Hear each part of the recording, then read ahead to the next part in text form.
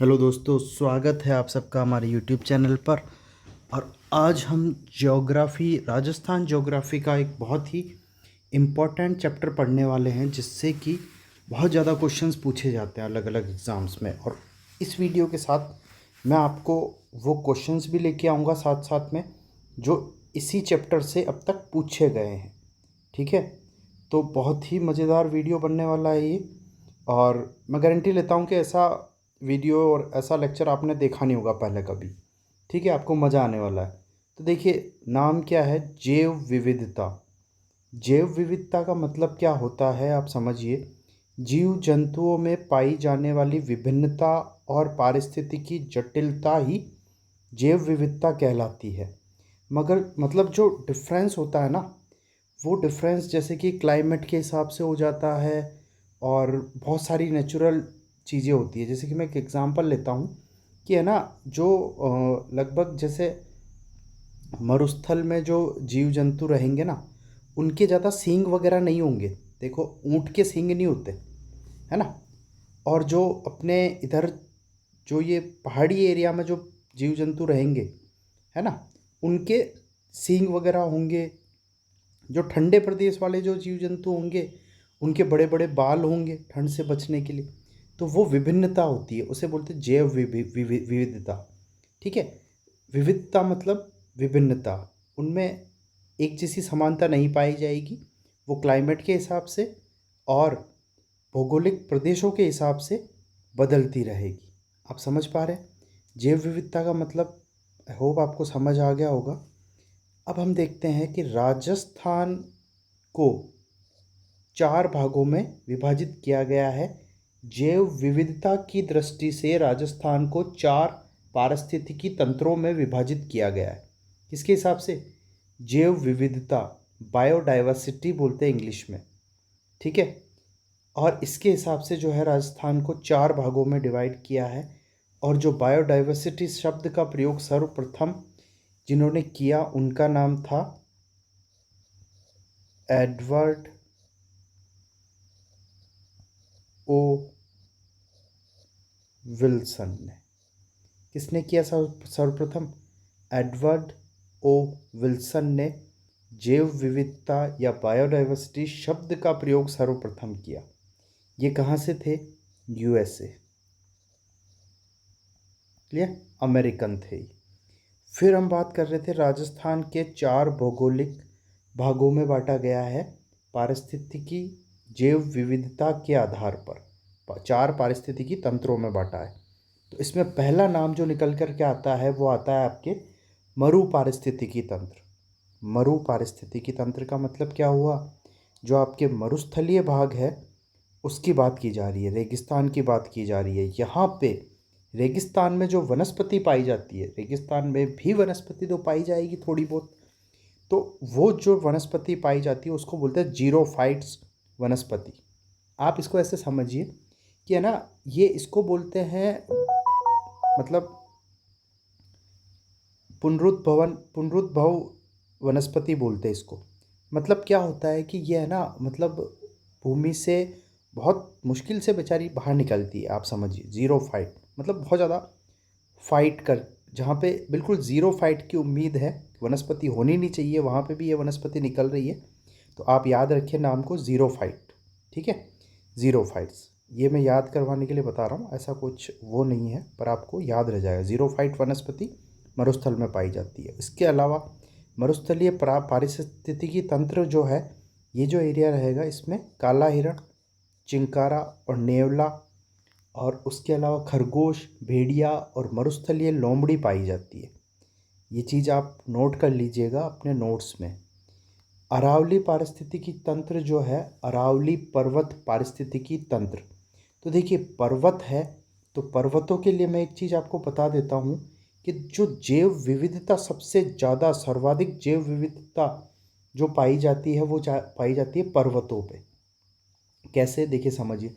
जैव विविधता की दृष्टि से राजस्थान का सर्वाधिक समृद्ध क्षेत्र जो है, वो है अरावली। सर्वाधिक समृद्ध क्षेत्र मतलब वहाँ पे ना अलग अलग प्रकार के वनस्पति पाई जाएगी, अलग अलग प्रकार के वन्य जीव पाए जाएंगे। क्योंकि आप देखो पहाड़ों पे ही तो मतलब सबसे ज़्यादा वन पहाड़ों पे जीव जंतु निवास करते हैं। तो देखिए, अरावली क्षेत्र में आपको याद रखना है कि सर्वाधिक समृद्ध क्षेत्र जो है पारिस्थितिकी तंत्र की दृष्टि से, सर्वाधिक समृद्ध क्षेत्र जो है वो अरावली पर्वत पारिस्थितिकी तंत्र है। सेकंड नंबर वाला आपको ये ध्यान रखना है। इस क्षेत्र में धोंक इस क्षेत्र में धोंक, केर, आम, महुआ, सालर वृक्ष सालर वृक्ष तथा बगेरा, भालू, जरख, चौसिंगा जरख, चौसिंगा और काला हिरण यहाँ भी पाया जाता है, और चीतल भी पाया जाता है। चीतल आदि वन्य जीव पाए जाते हैं अरावली क्षेत्र में। अरावली पर्वतीय पारिस्थितिकी तंत्र में सर्वाधिक समृद्ध क्षेत्र है जैव विविधता की दृष्टि से राजस्थान का। इस क्षेत्र में धोंक, केर, आम, महुआ, सालर वृक्ष एवं बगेरा, भालू, जरख, चौसिंगा आदि जानवर पाए जाते हैं। ठीक है। पूर्वी मैदान पारिस्थितिकी तंत्र। पूर्वी मैदान देखो, पहले वाली जो मैंने राजस्थान ज्योग्राफी की जो वीडियो बना रखी है उसमें मैंने बताया था कि राजस्थान को 4 भौगोलिक भागों में बांटा गया है। 3 को तो उच्चावच के आधार पर और एक चौथे को हाड़ौती प्रदेश को, मरुस्थल प्रदेश को जो है जलवायु के आधार पर बांटा गया है। ठीक है। तो उन्हीं चारों प्रदेशों की हम बात कर रहे हैं। तो तीसरे प्रदेश में हम पहुंच गए, यह है पूर्वी मैदान पारिस्थितिकी तंत्र। पूर्वी मैदानी पारिस्थितिकी तंत्र जो है ये अरावली के पूर्व में स्थित इस क्षेत्र में पक्षियों की संख्या सर्वाधिक पाई जाती है। यहाँ पे सर्वाधिक क्या होंगे? पक्षी होंगे। भाई मैदानी भाग है, वहाँ पे नदियाँ होंगी, मीठा पानी होगा, पक्षी पानी पीने के लिए आएंगे और बड़ा अच्छा क्लाइमेट रहता है। सबसे ज़्यादा जनता, लोग, पक्षी वहीं पे रहते हैं। तो जहाँ पे लोग रहते हैं वहाँ पे जानवर तो नहीं आएंगे, पक्षी आएंगे। और जो आपके घना पक्षी विहार है, घना पक्षी विहार जो है जिसे यूनेस्को सूची में शामिल किया गया है, वो भी इसी पूर्वी मैदानी पारिस्थितिकी तंत्र में ही पाया जाता है। तो सर्वाधिक पक्षियों की संख्या कौन से भूभाग में पाई जाती है? पूर्वी मैदानी पारिस्थितिकी तंत्र वाले भाग में। Third number. फोर्थ नंबर की हम बात करते हैं, दक्षिण पूर्वी हाड़ौती पारिस्थितिकी तंत्र। यह है राजस्थान के हाड़ौती एवं विंध्याचल क्षेत्र में स्थित है। इस क्षेत्र में जलीय जैव विविधता सर्वाधिक पाई जाती है। कौन सी जैव विविधता? जलीय जैव विविधता, मतलब सबसे ज़्यादा जल में रहने वाले जीव ज़्यादा पाए जाएंगे। देखो हाड़ौती की जब हम बात करेंगे तो उस एरिया में थोड़ा है ना, कोटा आ जाएगा, बूंदी आ जाएगा। तो कोटा बूंदी में आप देखो चंबल नदी है, तो जहाँ पे नदी है, पानी है, वहाँ पे मगरमच्छ होगा, घड़ियाल होंगे, डॉल्फिन होगी, कछुए होंगे, कछुए भी पानी में रहते हैं, तो कछुआ भी आप लिख लीजिएगा, और आदि मछलियाँ होंगी। तो देखिए ये बहुत इम्पोर्टेंट चीज़ है, इसमें से क्वेश्चन बनता है। तो राजस्थान को पारिस्थितिकी तंत्र के हिसाब से 4 भागों में बांटा गया है। मरु पारिस्थितिकी तंत्र, अरावली पारिस्थितिकी तंत्र और पूर्वी मैदानी पारिस्थितिकी तंत्र और दक्षिण पूर्वी हाड़ौती पारिस्थितिकी तंत्र। मरुस्थल में जो वनस्पति पाई जाती है उसे बोलते हैं जीरोफाइट्स वनस्पति। काला हिरण, चिंकारा, नेवला और जो है यहाँ पे खरगोश और भेड़िया पाए जाते हैं। ठीक है।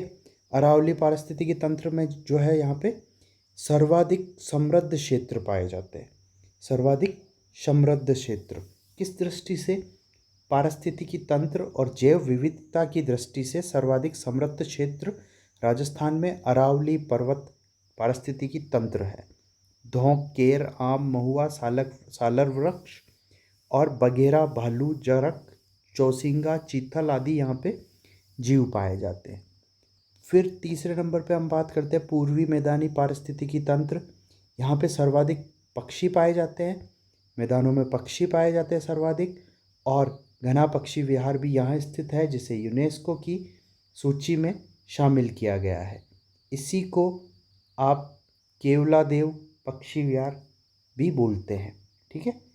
और दक्षिण पूर्वी हाड़ौती पारिस्थितिकी तंत्र, विंध्याचल क्षेत्र, जलीय जैव विविधता यहाँ पे सर्वाधिक पाई जाती है। जलीय जैव विविधता मतलब यहाँ पे जल ज़्यादा है, तो जल में क्या रहेंगे? मगरमच्छ, घड़ियाल, डॉल्फिन और अन्य मछलियाँ और कछुए।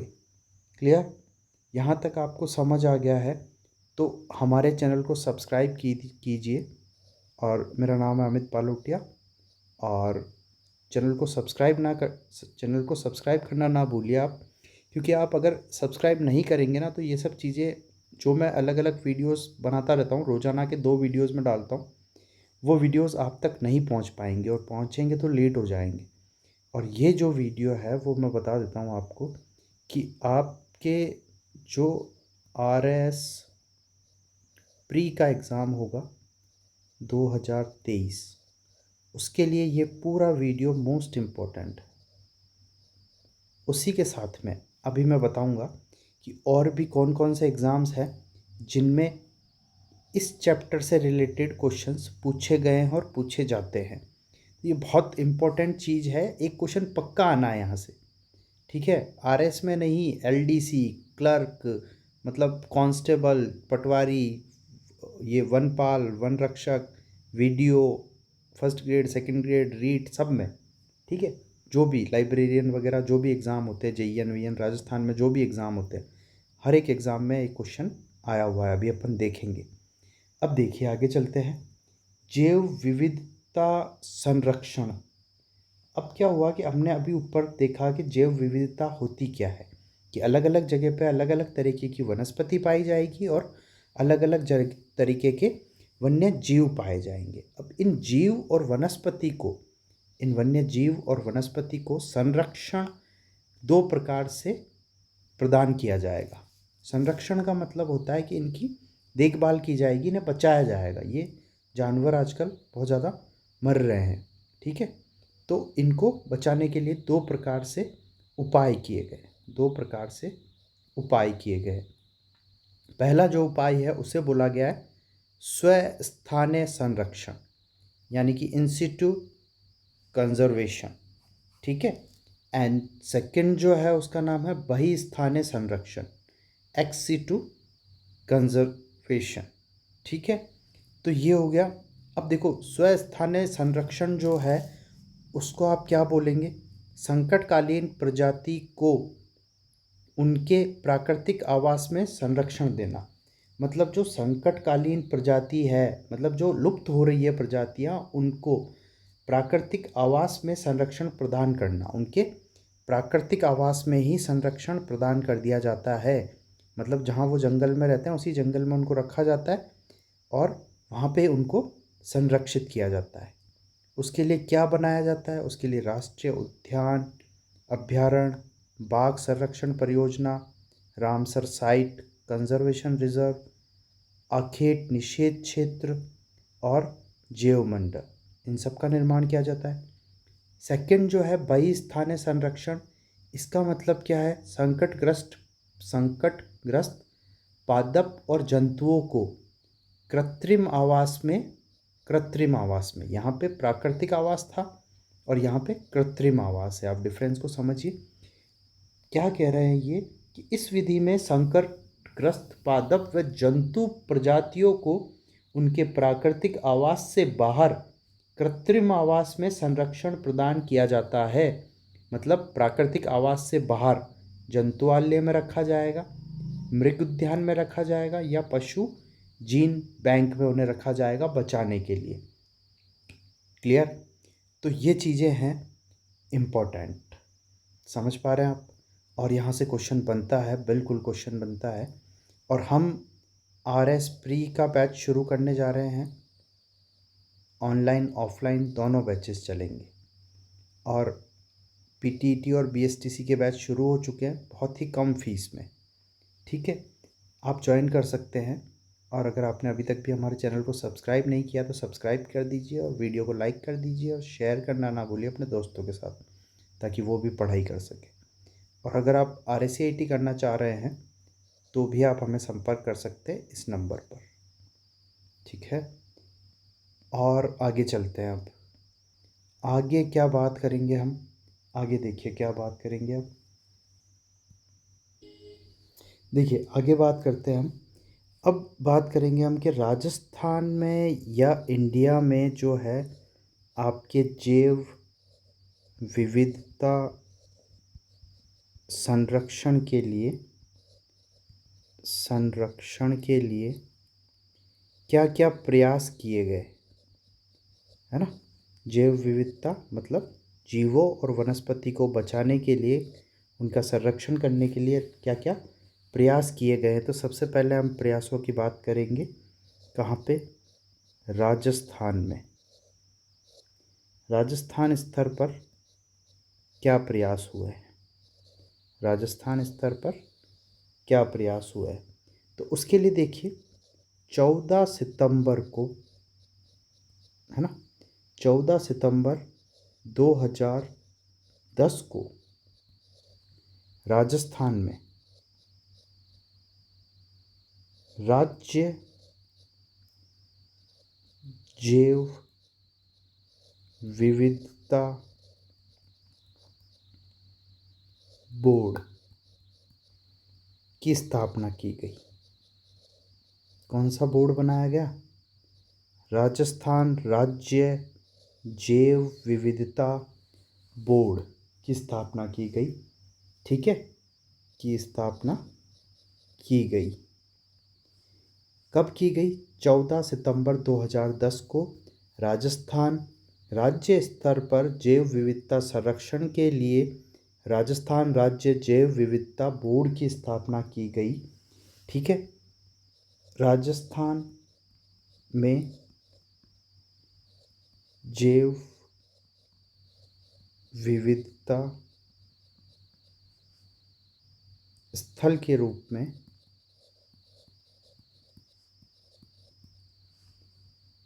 चयनित स्थल। तो ये जो बोर्ड की स्थापना की गई, इस बोर्ड ने कुछ स्थलों को चयनित किया, उनका, ठीक है, चयनित किया। तो पहला जो नाम निकल कर के आता है वो आता है आंकल। क्या नाम निकल कर के आता है? आंकल। ये है वुड फॉसिल पार्क। कौन सा है? Would fossil park.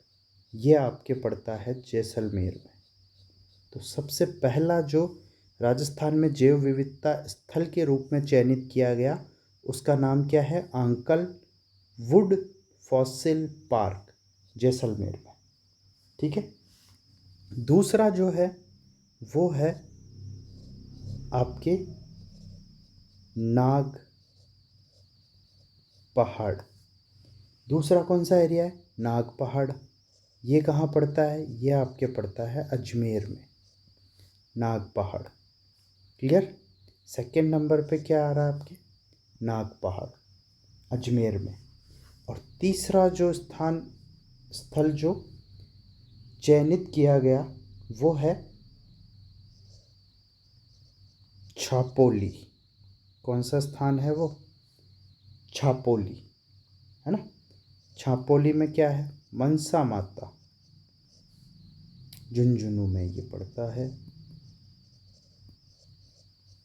ठीक है, झुंझुनू में ये पड़ता है।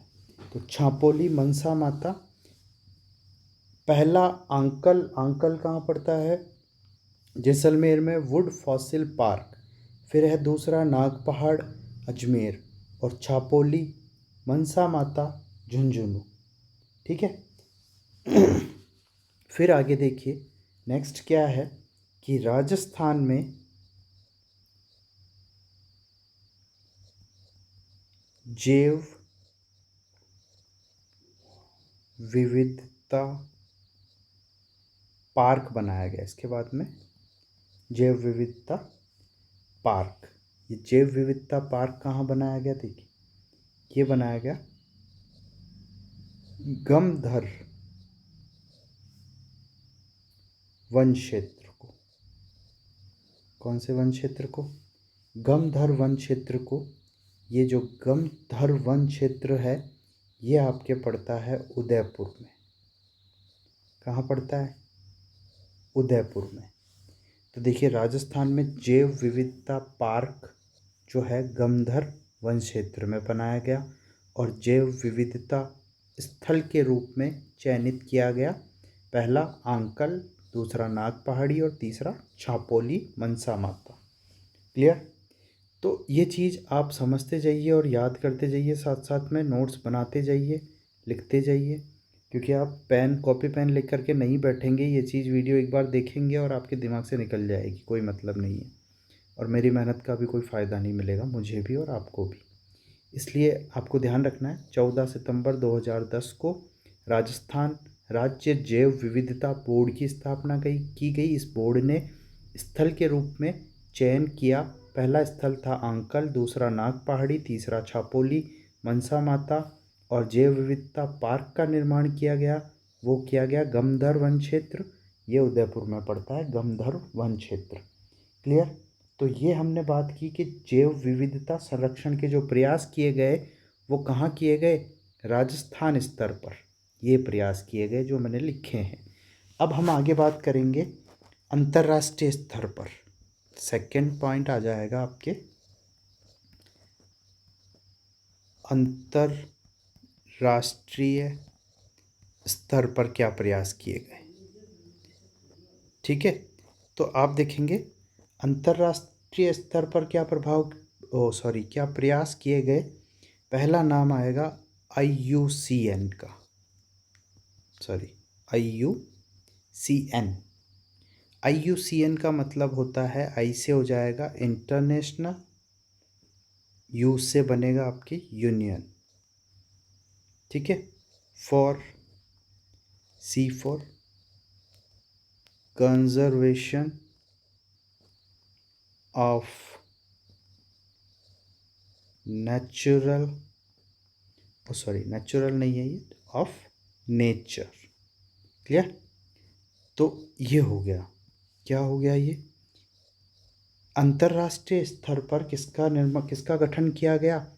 इसका IUCN का गठन किया गया 1948 में। याद रख लीजिएगा, 1947 में हम आज़ाद हुए, उसके एक साल बाद में IUCN का गठन किया गया। IUCN का फुल फॉर्म ही कई बार एग्ज़ाम में पूछ लेता है, international union for conservation of nature. It's a full form of IUCN। तो IUCN का आपको पता होना चाहिए, अंतर्राष्ट्रीय स्तर पर जो जैव विविधता संरक्षण के प्रयास किए गए उसके अंतर्गत IUCN, international union for conservation of nature, ये इसका गठन किया गया, जिसका उद्देश्य क्या था? इसका उद्देश्य था कि जैव विविधता में होने वाले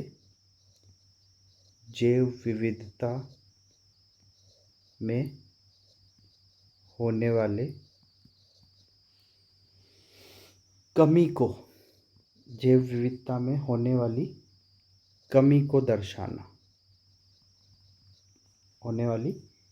दर्शाना एवं उसे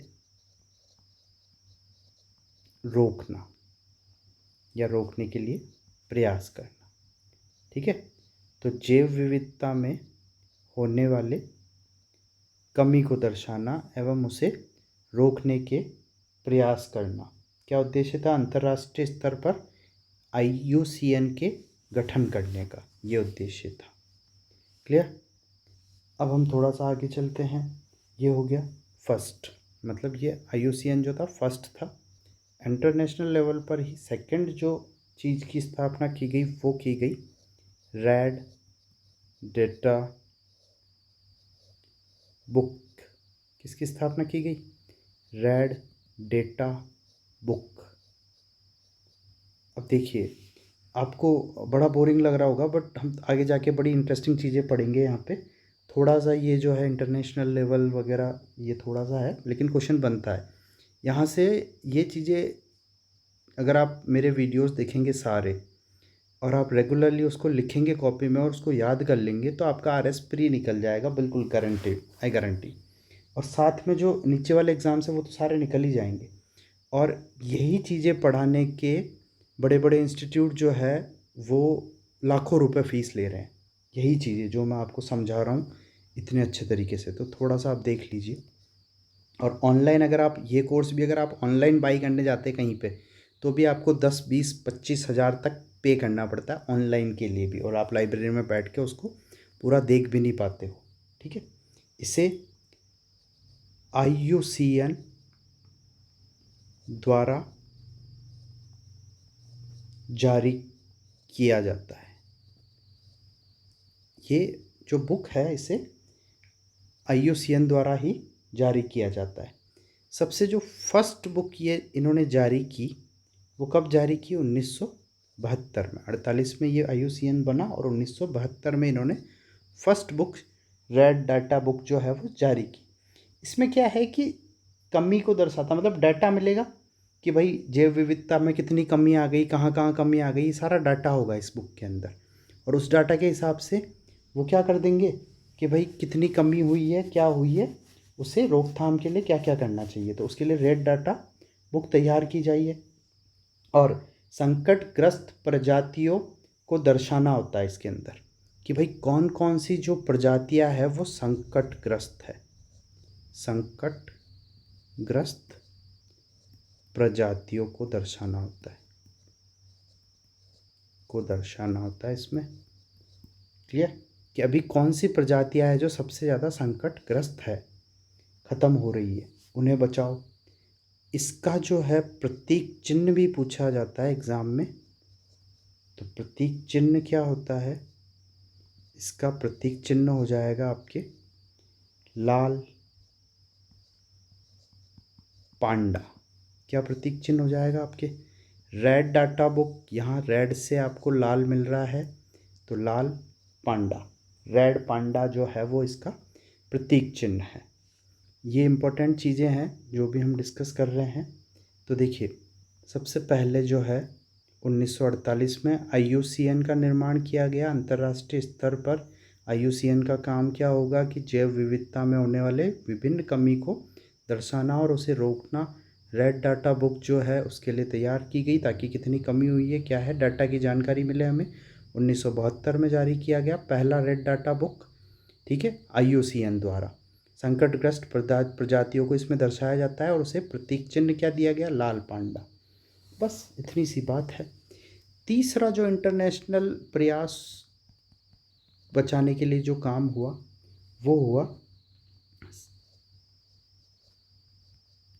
SITES बोलते हैं। क्लियर? SI ओ सॉरी CITES इसका फुल फॉर्म जो हो जाएगा वो हो जाएगा conservation on international trade in endangered species. ठीक है, endangered स्पीसीज मतलब जो संकटग्रस्त प्रजातियां हैं उन्हें बोलते हैं इंग्लिश में endangered स्पीसीज, प्रजातियों को बोलते हैं स्पीसीज। तो जो संकटग्रस्त प्रजातियां हैं उन्हें अंतर्राष्ट्रीय व्यापार पर नियंत्रण लगाने से संबंधित, मतलब उनका जो व्यापार कर रहे हैं, ट्रेड कर रहे हैं, उसे ख़त्म करने के लिए। क्लियर? तो IUCN, ये भी IUCN ने ही इसका निर्माण किया। IUCN द्वारा 1973 में IUCN द्वारा, तो ये देखिए बच्चों, IUCN द्वारा 1973 में आयोजित कन्वर्शन में संकटग्रस्त प्रजातियों के अंतर्राष्ट्रीय व्यापार पर नियंत्रण लगने के संबंध में सहमति बनी। मतलब अंतर्राष्ट्रीय जो व्यापार है, ट्रेड है, वो नहीं होगा संकटग्रस्त प्रजातियों का। जैसे कि अभी बाघ है, कम हो रहे हैं पूरी दुनिया में, तो उन्हें बचाने के लिए ये सब चीज़। अब देखिए बच्चों, जो हमने पढ़ा है अब तक उसमें देखिए और समझने की कोशिश करते हैं। हमने पढ़ा जैव विविधता संरक्षण के लिए जो है स्वस्थानीय संरक्षण होता है, जिसमें प्राकृतिक आवास में ही संरक्षित किए जाते हैं जानवरों को। उसमें पहला उपाय जो हमने पढ़ा वो संरक्षित करने का उपाय क्या था कि आप राष्ट्रीय उद्यान बना दीजिए, है ना। तो स्वस्थ में क्या था कि आप राष्ट्रीय उद्यान बना दीजिए या राष्ट्रीय पार्क बना दीजिए। तो हम वहाँ से वो जो पहली चीज़ है वहाँ से हम पढ़ना शुरू करेंगे। तो सबसे पहले हम पढ़ेंगे राष्ट्रीय पार्क या राष्ट्रीय उद्यान आप बोल सकते हैं। तो राजस्थान में जो राष्ट्रीय पार्क है वो है तीन पार्क है। पहला जो है वो है रणथंभौर में। इसकी जो स्थापना हुई है 1980 में, बिल्कुल ये याद रखना है आपको, 1980 में इसकी स्थापना हुई है। फिर बाद में जो घना पक्षी विहार है उसकी स्थापना इससे एक साल बाद में 1981 में हो गई। केवला देव या केवला देवी घना पक्षी विहार, ठीक है, 1981 में हो गई। और ये जो मुकुंदरा हिल्स है ये रिसेंटली अभी बना है 2012 में, 9 जनवरी 2012 में, ठीक है। हम डिटेल में और आगे पढ़ेंगे। आप पेशेंस के साथ वीडियो को देखते रहिए और अपने नोट्स बनाते रहिए। इसका जो विस्तार है वो है सवाई माधोपुर में। कहाँ है इसका विस्तार? सवाई माधोपुर में। और इसका विस्तार जो है वो है आपके भरतपुर में, ठीक है। और इसका जो विस्तार है मुकुंदरा हिल्स चित्तौड़गढ़ और थोड़ा सा भाग इसका कोटा। तो कोटा और चित्तौड़गढ़ आप लिखेंगे, ठीक है, दोनों में ये फैला हुआ है। अब हम बात करेंगे इसके क्षेत्रफल की, कि ये जो रणथंभौर राष्ट्रीय उद्यान जो है वो कितने एरिया में फैला हुआ है टोटल। तो ये फैला हुआ है 393 वर्ग किलोमीटर, है ना, 393 किलोमीटर स्क्वायर इसका एरिया है। 393 लगभग 400 स्क्वायर फिट में, और sorry square kilometres, square feet नहीं है, स्क्वायर किलोमीटर बहुत ज़्यादा हो जाता है, 400 स्क्वायर किलोमीटर, ठीक है, 400 वर्ग किलोमीटर। एक वर्ग बनाओ जो 400 किलोमीटर चौड़ा और 400 किलोमीटर ही लंबा हो। अब जो है इसका हम विस्तार देखेंगे। केवला देव घना पक्षी विहार का भरतपुर में कितना विस्तार है इसका? इसका है 29 वर्ग किलोमीटर ओनली। कितना विस्तार है इसका?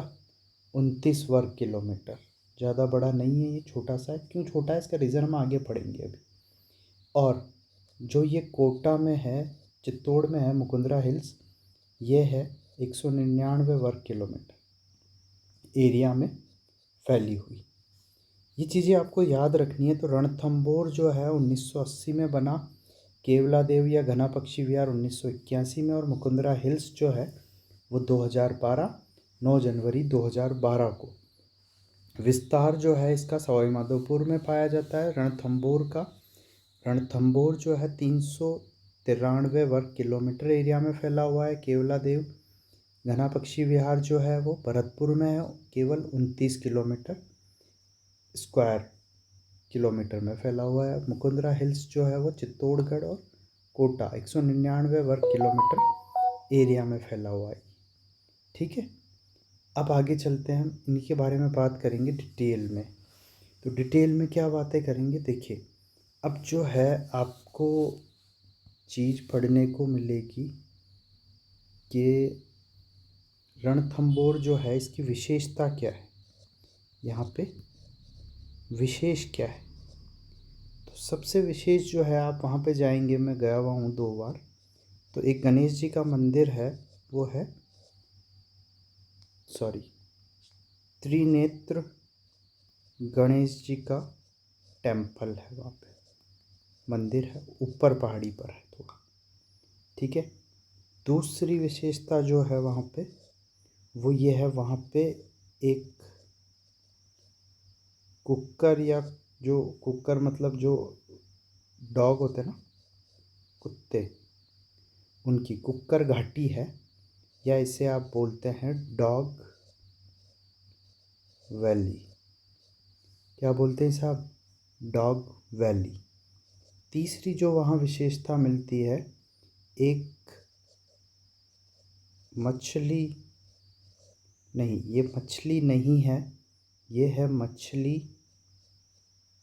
बाघिन, मतलब मछली बाघिन, उस बाघिन का नाम है वहाँ पे T16। T16 जो बाघिन है उसका नाम है मछली बाघिन। ये इम्पोर्टेंट है, सारी चीज़ें इम्पोर्टेंट है जो मैं इस वीडियो में बता रहा हूँ, सब कुछ इम्पोर्टेंट है हर एग्ज़ाम के लिए, ठीक है।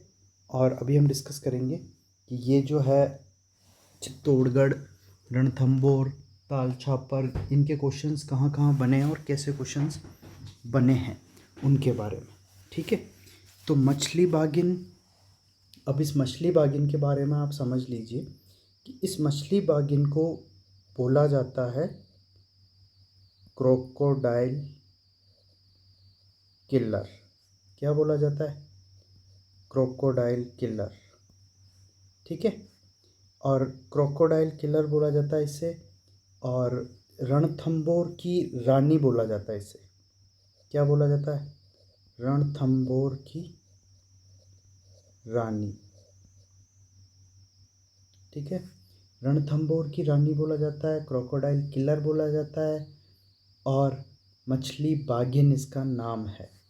इसके जो चौथे नंबर पे जो चीज़ यहाँ की फेमस है वो क्या है कि इस मछली बाघिन के बच्चा हुआ, मतलब बच्चा भी बाघ ही हुआ होगा, है ना।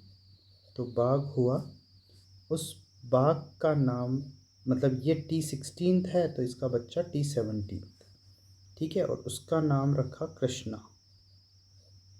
क्लियर, ये भी इम्पोर्टेंट चीज़ है, तो उसका नाम रखा कृष्णा, ठीक।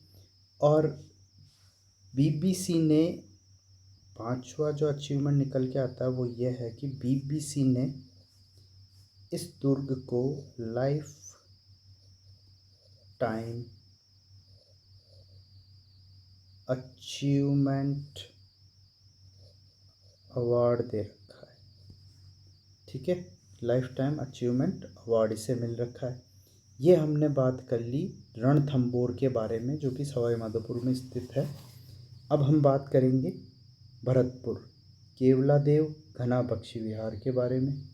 तो सबसे इम्पोर्टेंट जो बात निकल के आती है, यहाँ की भी हम देखेंगे विशेषता क्या है। तो विशेषता ये है कि ये एकमात्र पक्षी विहार है जिसे प्राकृतिक धरोहर में रखा गया है, यूनेस्को की धरोहर सूची में, यूनेस्को की धरोहर सूची में शामिल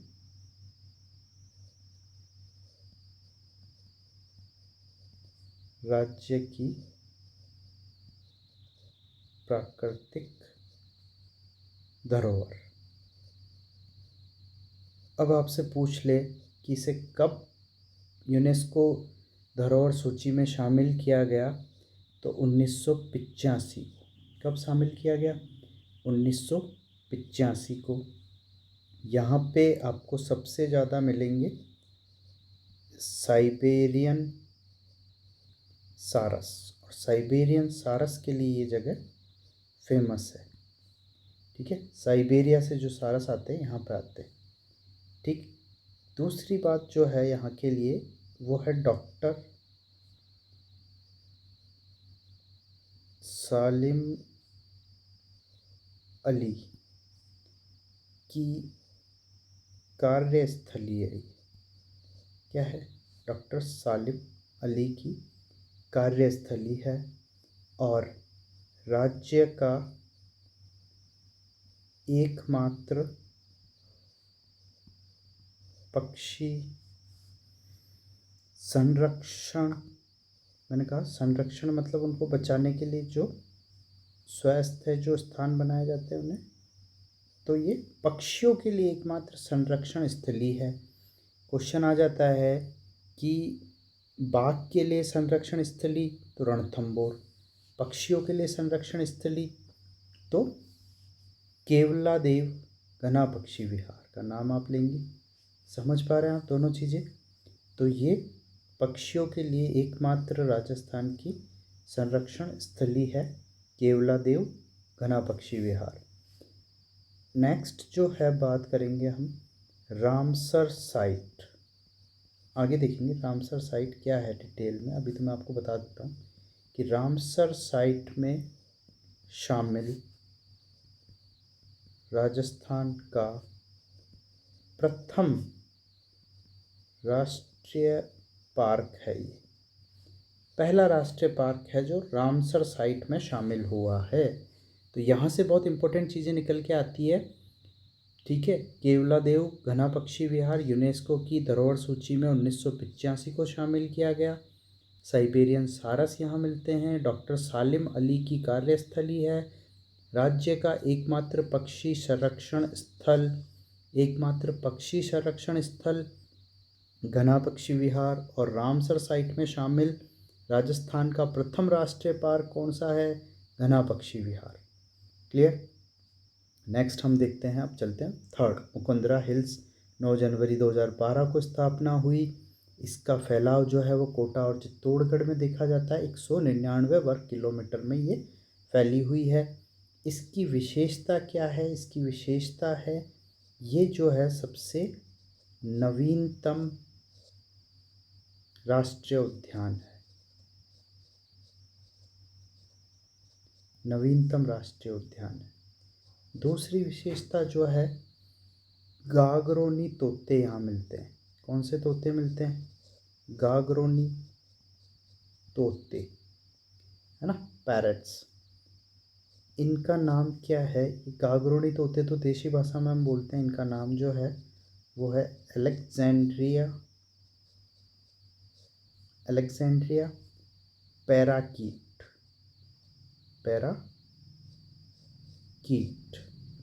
ये साइंटिफिक नाम जो होता है ये भी आपको याद रखना है, पूछ लेते हैं। गागरोनी तोते कहाँ मिलते हैं? मुकुंदरा हिल्स में। और इन्हें क्या नाम से जाना जाता है? अलेक्जेंड्रिया पैराकीट, ठीक है। और यहीं पे आपको मिलता है अबली मीणी का महल। ये क्वेश्चन अभी जो रीट या हाईकोर्ट के एग्ज़ाम हुए थे जस्ट उनमें पूछा गया था, अबली मीणी का महल, ठीक है। अबली मीणी का महल कहाँ है? मुकुंदरा हिल्स राष्ट्रीय उद्यान में है और कोटा में है, ठीक है। अबली मीणी का महल। ये जो बातें मैंने लिखी है आप नोट्स बना लीजिए, इनसे क्वेश्चंस बनते हैं, बिल्कुल बनते हैं।